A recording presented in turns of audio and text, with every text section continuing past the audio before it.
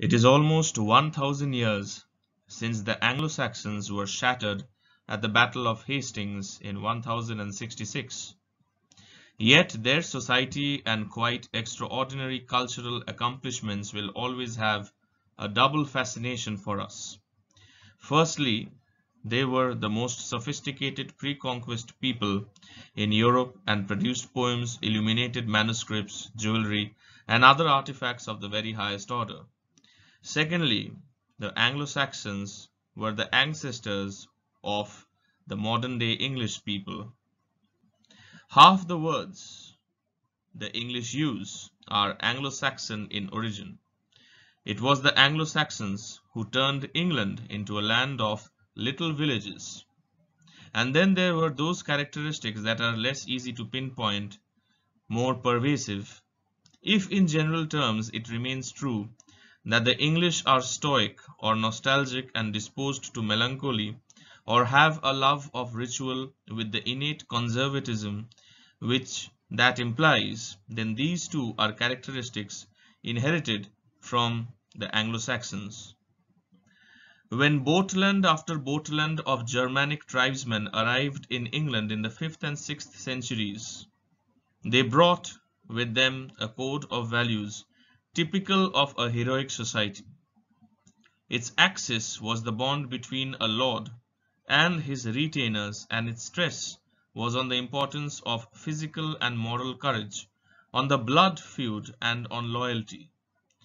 They were possessed too of an acute sense of fate. Fate, said the Anglo-Saxon poet, goes ever as it must. It governed the passage of a man's life from his first day to his last, and the only element of choice perceived by the Anglo-Saxon mind appears to have been the way in which a man reacted to his destiny.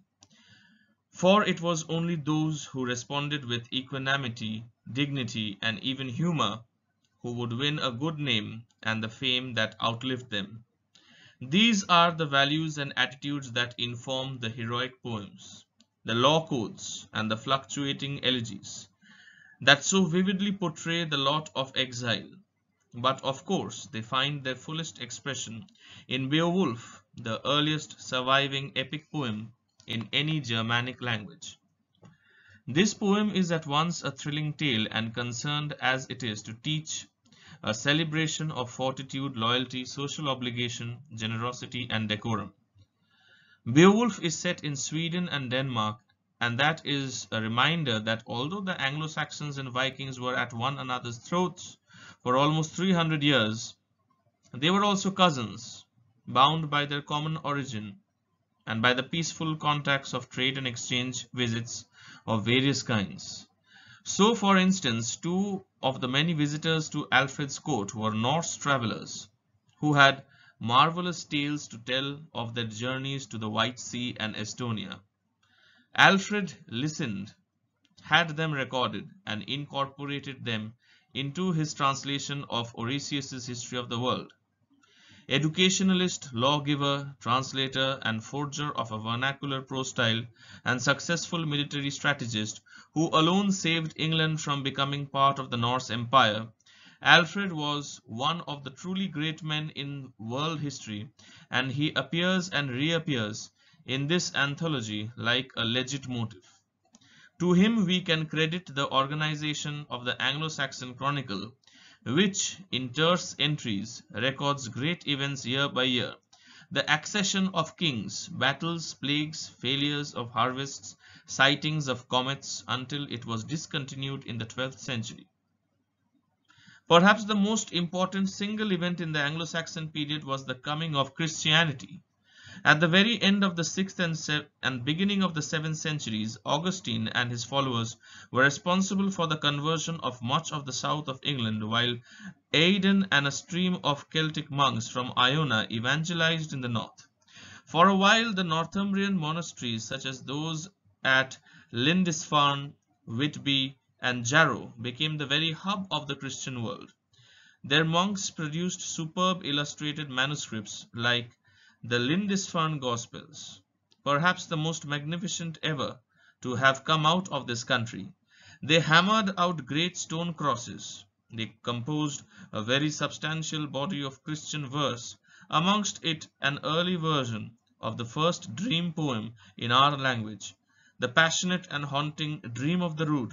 They dispatched missionaries to the European continent.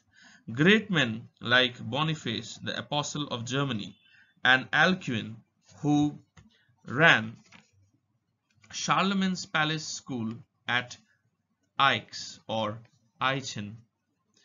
But the greatest jewel in the Northumbrian crown was the venerable Bede, the first English historian in the modern sense of the word, whose history of the English church and people is so colorful, so decided, so humane, and is a source of so much of our knowledge about the first 3 centuries of the Anglo-Saxon world.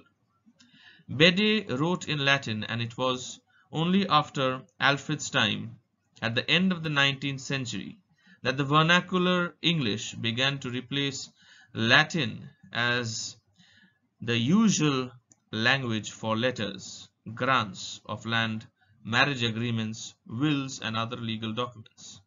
Perhaps the finest prose writer of the 10th century Benedictine Reformation was Aelfric.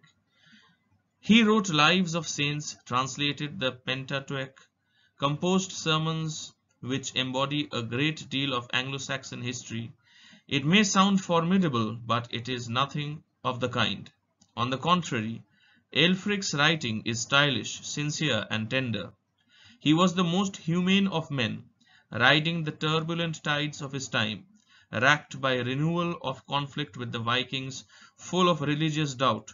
For if some people believed that a better life awaited them in heaven, others remained keenly conscious of the fate that seemed to shape the lives of all men, and most must have manfully struggled with the mixture of the two so vividly expressed in the Fortunes of Men.